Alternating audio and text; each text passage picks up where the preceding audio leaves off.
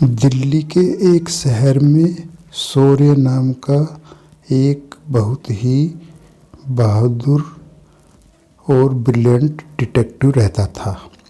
वह अभी तक कई केस सॉल्व कर चुका था और कई खूंखार बदमाश गुंडों को भी मार चुका था। शौर्य का एक ही लक्ष्य था, दुनिया के दुश्मनों को ख़त्म करना और देश की सेवा करना। शौर्य के साथ दो हत्यारे भी रहते थे, जिनका नाम सुनीता और चंद्रशेखर था। दोनों ही बहादुर और निडर थे। दोनों शौर्य के साथ मामले को सुलझाने में मदद करते थे। एक दिन तीनों ऑफिस में बैठे और फ़ोन की घंटी बजी और एक लड़की बोलती है। लड़की: डिटेक्टिव शौर्य, मैं सुमन बोल रही हूँ। तुम जल्दी से मेरे घर आ जाओ, मुझे तुमसे कुछ ज़रूरी बात करनी है। आप कृपया मेरे घर जल्दी आ जाइए, मैं बड़ी परेशानी में हूँ। मैं आपको अपना पता भेजती हूँ। शौर्य: आप घबराइए नहीं, हम अभी आते हैं। शौर्य अपने चंद्रशेखर और सुनीता के साथ सुमन के घर जाता है। अंदर जाने के बाद पता चलता है कि सुमन घर पर नहीं है। सुनीता: सुमन तो अभी तक घर पर नहीं है, तब तक हम सीधे उसका इंतज़ार करते हैं। शौर्य: हम बैठे नहीं हैं सुनीता। सुनीता: मतलब तुम क्या बोल रहे हो सर? मैं कुछ नहीं समझा। शौर्य: मतलब ये है कि सुमन का अपहरण हो गया है, और वो भी अभी से 8 मिनट पहले। सुनीता: आप ये कैसे कह सकते हो? शौर्य: कहने की आपकी सारी वजह है। पहली बात, अगर कोई इंसान घर से बाहर जाएगा तो दरवाज़ा बंद करके, और वो अपना फ़ोन भी साथ लेकर जाएगा। लेकिन हम यहाँ आए तो दरवाज़ा खुला था और टेलीफोन टेबल पर पड़ा था। शौर्य: दूसरी बात है, मेन गेट के पास गार्ड का केबिन बना है और गार्ड भी कहीं नहीं है। तीसरी बात यह है कि किचन में नॉर्मल फ्लेम में केक बन रहा है। एक केक बनने में लगभग 15 मिनट लगते हैं, और ड्यूटी में अब भी 7 मिनट बाकी। का मतलब सुमन यहाँ 8 मिनट पहले यहाँ थी। शौर्य: इसलिए चंद्रशेखर, तुम अच्छे से घर की तलाशी लो, और कोई भी मिलता है,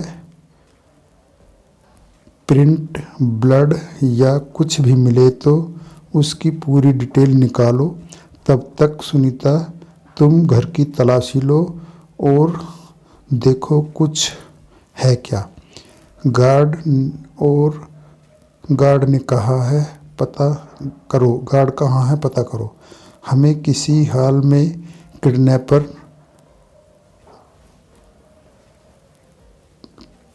जाना है। तीनों दृश्यों में लग जाते हैं, और थोड़ी देर बाद सुनीता ने शौर्य से कहा, सुनीता, मुझे गार्ड मिल गया है और किचन के पास एक घड़ी भी मिली है। शौर्य: ठीक है। फिर गार्ड ने कहा है।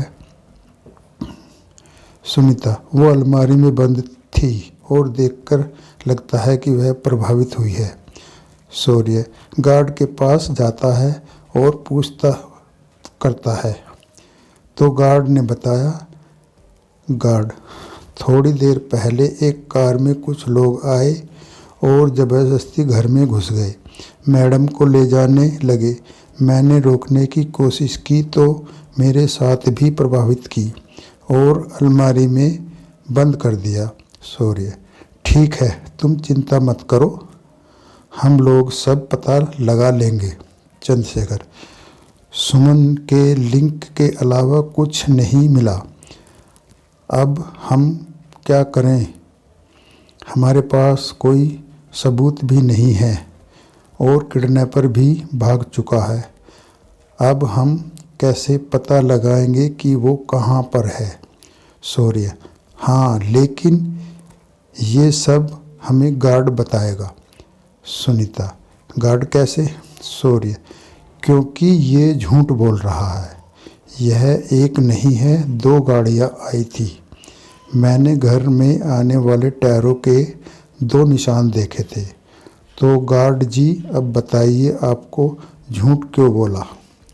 सुमन ने कहा, आप प्यार से बताएंगे, नहीं तो हम और भी तरीके जानते हैं। गार्ड घबरा जाता है और सब कुछ सही ढंग से बोलना शुरू कर देता है।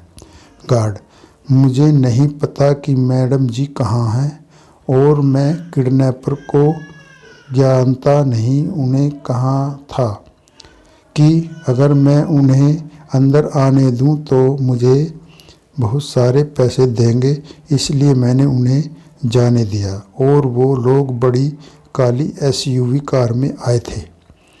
बस मुझे इतना ही पता है। सूर्य: चंद्रशेखर, तुम घर में सुमन की फ़ोटो लो और ट्रैफिक कंट्रोल को मैसेज कर दो और उन्हें काली SUV के बारे में भी बता देना, जिसके पास ऐसी कार में उनसे खुद अनुरोध करता हूँ।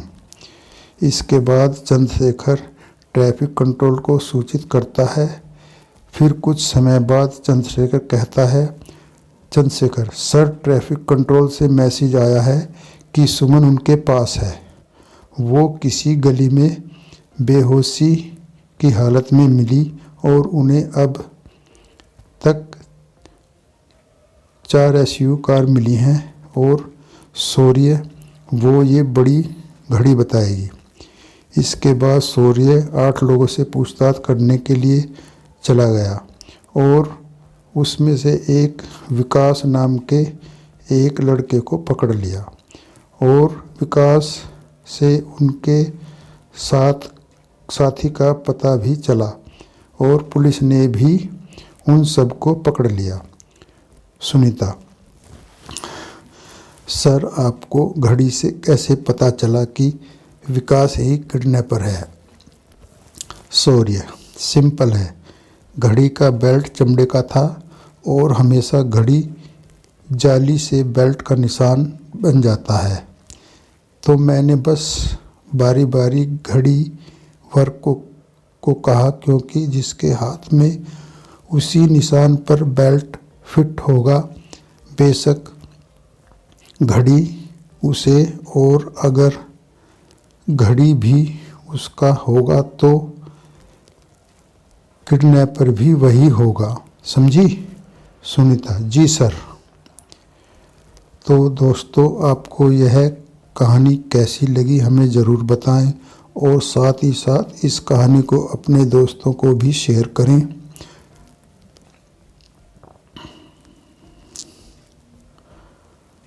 थैंक यू, धन्यवाद।